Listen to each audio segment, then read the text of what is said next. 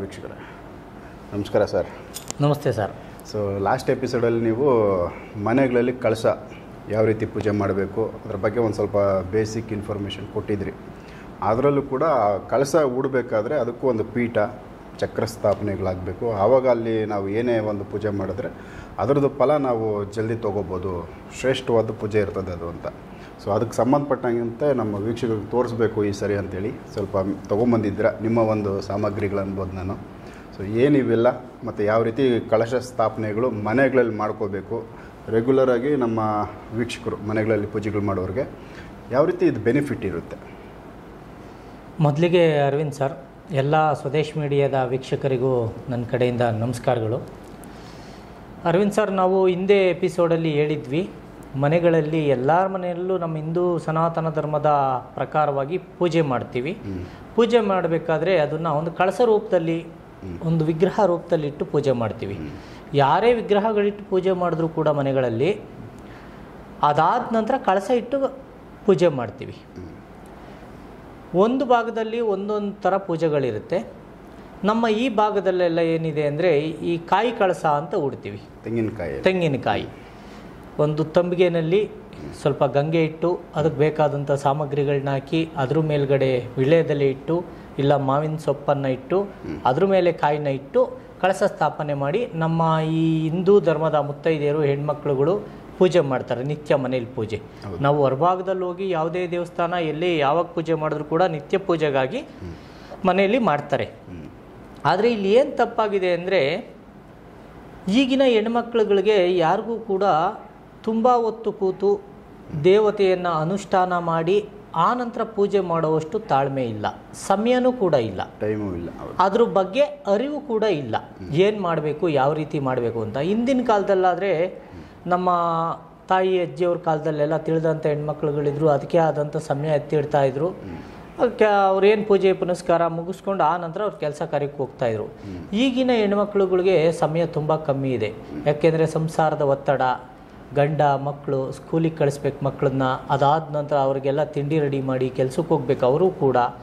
ಈ ಜಂಜಾಟದಲ್ಲಿ ದೇವ್ರ ಪೂಜೆ ಮಾಡ್ತಾರೆ, ಆದರೆ ಅಷ್ಟು ವಿಧಿವತ್ತಾಗಿ ಮಾಡೋಕ್ಕಾಗ್ತಾ ಇಲ್ಲ, ಅಷ್ಟು ಸಮಯ ಕೊಡ್ತಾ ಇಲ್ಲ. ಅದಕ್ಕೋಸ್ಕರ ಈಗ ನಾವೇನು, ಇದು ನಮ್ಮ ತಾಳೆಗರಿ ಗ್ರಂಥದಲ್ಲಿರ್ತಕ್ಕಂಥ ಒಂದು ಪೂಜಾ ವಿಧಾನ.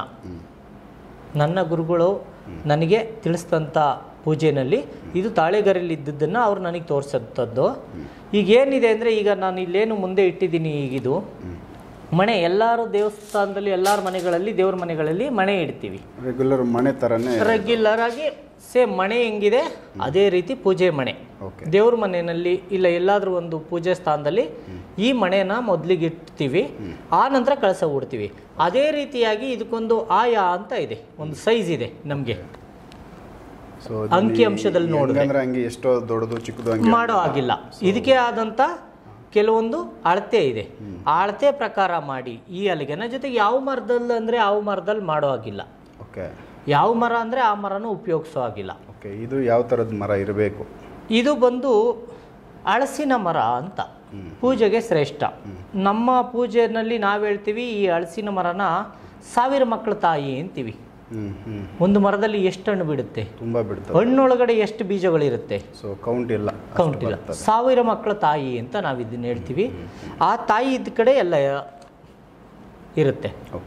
ಅದಕ್ಕೋಸ್ಕರ ಹಳಸಿನ ಹಲಗೆನಲ್ಲಿ ಇದೊಂದು ಮಣೆಯನ್ನು ಮಾಡಿ, ಈ ಮಣೆಯ ಮೇಲೆ ನಾನು ತೋರಿಸ್ತೀನಿ ನೋಡಿ ನಿಮಗೆ, ರೇಖೆಗಳು ಈ ರೀತಿ ಇರುತ್ತೆ. ಇದು ಸೊ ಅದರಲ್ಲಿ ಚಕ್ರ, ಇದರಲ್ಲಿ ನಾವು ನಮ್ಮ ಕೈಯಿಂದ ನಾವೇ ಕೂತು ಇದಕ್ಕೆ ಚಕ್ರನ ಬರೆದಿರ್ತೀವಿ.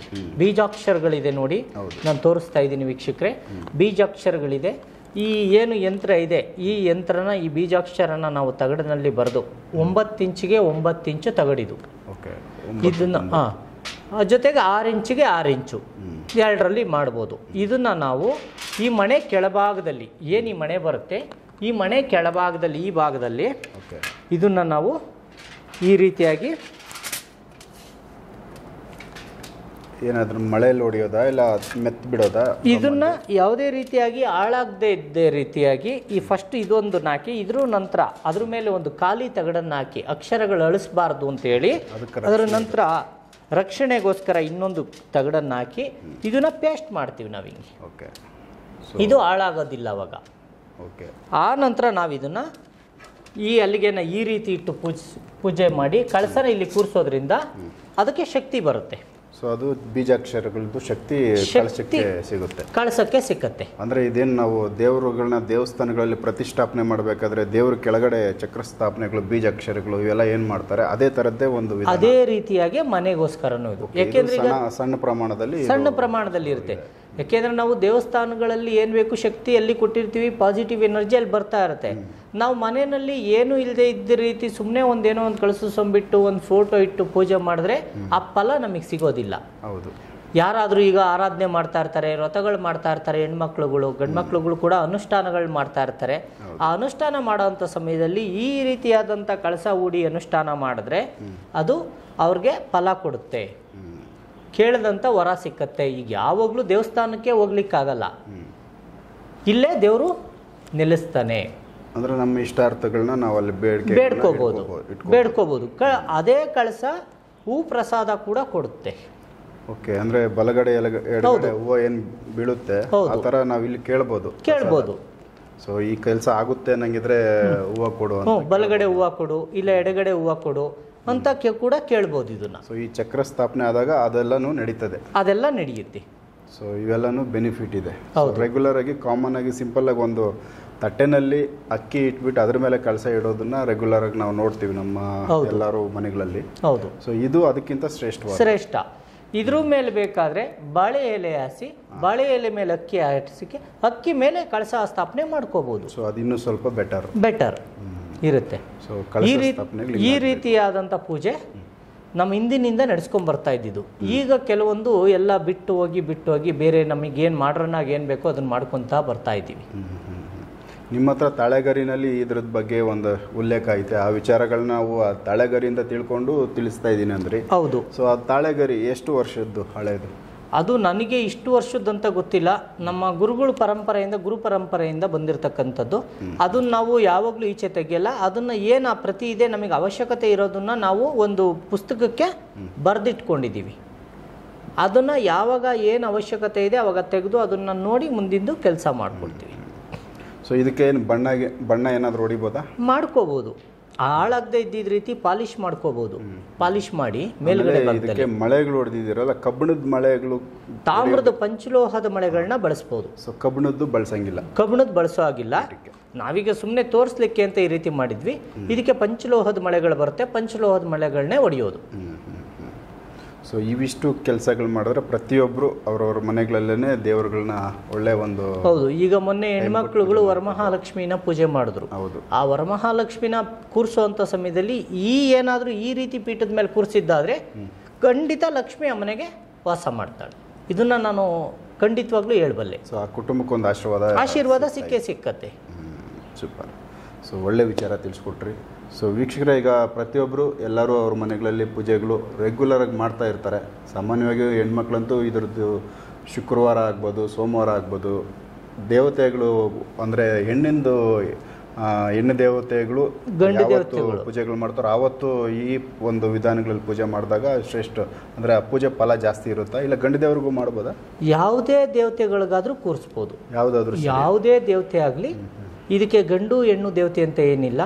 ನಾವು ಇಷ್ಟಪಟ್ಟಂತೆ ಯಾವ ದೇವತೆಯನ್ನು ಬೇಕಾದರೂ ಇದ್ರ ಮೇಲೆ ಕೂರಿಸಿ ಪೂಜಿಸ್ಬೋದು. ಕಳಸ ನಾನು ಇದ್ರ ಮೇಲೆ ಇಡಲ್ಲ, ನನ್ನ ಮನೇಲಿ ಒಂದು ವಿಗ್ರಹ ಇದೆ, ನಾನು ವಿಗ್ರಹನೇ ಇದ್ರ ಮೇಲೆ ಇಟ್ಟು ಪೂಜಿಸ್ತೀನಿ ಅಂದ್ರೂ ಇಟ್ಟು ಪೂಜಿಸ್ಬೋದು. ಸೊ ಇದೇನು ನಾವು ಚೆಂಬು, ತೆಂಗಿನಕಾಯಿ, ಕಳಸನ ಬಿಟ್ಟು ಬೇರೆನೂ ಮಾಡ್ಬೋದು?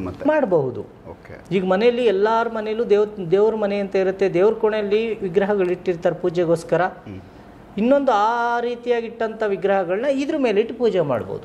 ಸೊ ಇದರಲ್ಲಿ ಏನಾದರೂ ನಮ್ಮ ವೀಕ್ಷಕರಿಗೆ ಯಾವುದಾದ್ರೂ ಒಂದು ಮಂತ್ರ, ಇಲ್ಲ ಯಾವ ಥರ ಪೂಜೆ ಮಾಡಬೇಕು, ಯಾವ ಮಂತ್ರ ಹೇಳಿದ್ರೆ ಶ್ರೇಷ್ಠವಾದ್ದು, ಜಲ್ದಿ ಅದು ದೇವರನ್ನ ಒಂದು ಆಕರ್ಷಣೆ ಮಾಡುತ್ತೆ ಅನ್ನೋದಿದ್ರೆ ಏನಾದರೂ ತಿಳಿಸ್ಬೋದಾ? ಈಗ ನಾನೇನು ಹೇಳ್ತೀನಿ ಅರವಿಂದ್ ಸರ್ ಅಂದರೆ, ಒಬ್ಬೊಬ್ಬರು ಒಂದೊಂದು ದೇವತೆಗಳನ್ನ ಪೂಜೆ ಮಾಡ್ತಾರೆ. ಒಂದೊಂದು ದೇವತೆಗಳಿಗೆ ಒಂದೊಂದು ಆರಾಧನಾ ಮಂತ್ರಗಳು ಬೇರೆ ಬೇರೆ ಇದೆ. ಪೂಜಾ ಮಂತ್ರಗಳು, ಅನುಷ್ಠಾನ ಮಂತ್ರಗಳೆಲ್ಲ. ಅವ್ರು ಯಾವುದನ್ನು ನಡೆಸ್ತಾ ಇರ್ತಾರೆ ಆ ಮಂತ್ರಗಳನ್ನ ತಿಳ್ಕೊಂಡು ಅವ್ರು ನಡೆಸ್ಕೊಂಡು ಹೋದ್ರೆ ಅನುಕೂಲ. ಏನೂ ಮಂತ್ರ ಹೇಳಿಲ್ಲ ಅಂದರೂ ಕೂಡ ನಾವು ಈ ಚಕ್ರಕ್ಕೆ ಸಿದ್ಧಿ ಮಂತ್ರ ಹಾಕಿರ್ತೀವಿ, ಸಿದ್ಧಿ ಮಾಡಿರ್ತೀವಿ. ಯಂತ್ರ ಸಿದ್ಧಿ, ಮಂತ್ರ ಸಿದ್ಧಿ, ತಂತ್ರ ಸಿದ್ಧಿ ಅಂತ ಏನು ನಾವು ಹೇಳ್ತೀವಿ ಅದೇ ರೀತಿಯಾಗಿ ಇದನ್ನ ಯಂತ್ರ ಸಿದ್ಧಿ ಮಾಡಿರ್ತೀವಿ. ಇದು ಯಂತ್ರ ಸಿದ್ಧಿ ಮಾಡಿರ್ತೀವಿ. ಅದಾದ ನಂತರ ನೀವು ಯಾವುದೇ ಮಂತ್ರಗಳನ್ನ ಹೇಳೋವಂಥ ಅವಶ್ಯಕತೆ ಇಲ್ಲ. ಅದ್ರ ಮುಂದೆ ಕೂತು ಅದಕ್ಕೆ ಪ್ರಾರ್ಥನೆ ಮಾಡಿದ್ರೆ ಸಾಕು, ನನಗಿಂತ ಫಲ ಕೊಡು, ನಾನು ಮಾಡಿರ್ತಕ್ಕಂಥ ಈ ಪೂಜೆ ಫಲ ನನಗೆ ಕೊಡು ಅಂತ ಕೇಳಿದ್ರೆ ಅದು ಪೂಜೆ ಫಲ ನೀಡುತ್ತೆ. ಸೊ ಬೇಡಿಕೆ ಇಡಬೇಕು, ನಾವು ಬೇಡಿಕೆ ಇಡಬೇಕು. ಸೂಪರ್. ಸೊ ವೀಕ್ಷಕರೇ, ಇದೊಂದು ಒಳ್ಳೆ ವಿಚಾರ. ಪೂಜೆಗಳೆಲ್ಲರೂ ಮಾಡ್ತೀರಾ, ಬಟ್ ಈ ವಿಧಾನಗಳನ್ನ ಬಳಸ್ಕೊಂಡು ಪೂಜೆಗೆ ಇನ್ನೊಂದು ಹೆಚ್ಚಿನ ಶಕ್ತಿ ಸಿಗುತ್ತೆ. ಅಂದರೆ ಆ ಫಲ ನೀವು ಕೇಳಿದ್ದ ಬೇಡಿಕೆಗಳು ಏನೇ ಇರ್ಬೋದು, ಆ ಸಮಸ್ಯೆಗಳನ್ನ ಬಗೆಹರಿಸೋದಕ್ಕೆ ಒಂದು ದೈವದ ಒಂದು ಆಶೀರ್ವಾದ ಸಿಗುತ್ತೆ ಅಂತ ನಾವು ಹೇಳಕ್ಕೆ ಬಯಸ್ತೀವಿ. ಸೊ ಈ ಒಂದು ವಿಚಾರನ ಕಂಪ್ಲೀಟಾಗಿ ತಿಳಿಸ್ಕೊಟ್ಟವ್ರೆ ರಾಜನ್ ತಿಮ್ಮಯ್ಯ ಅವರು. ಸೊ ಅವರಿಗೆ ಧನ್ಯವಾದಗಳು ಹೇಳ್ತಾ ಇನ್ನಷ್ಟು ಬೇರೆ ವಿಚಾರಗಳನ್ನ ಮುಂದಿನ ವಿಡಿಯೋಗಳಲ್ಲಿ ಮಾತಾಡ್ತೀನಿ. ಸೊ ಎಪಿಸೋಡ್ಗಳು ನೋಡಿ ಆದಷ್ಟು ಈ ವಿಚಾರಗಳನ್ನ ಬಳಸ್ಕೊಳ್ಳಿ ಅಂತ ನಾವು ಕೇಳ್ಕೊತೀವಿ. ನಮಸ್ಕಾರ. ನಮಸ್ತೆ ವೀಕ್ಷಕರೇ.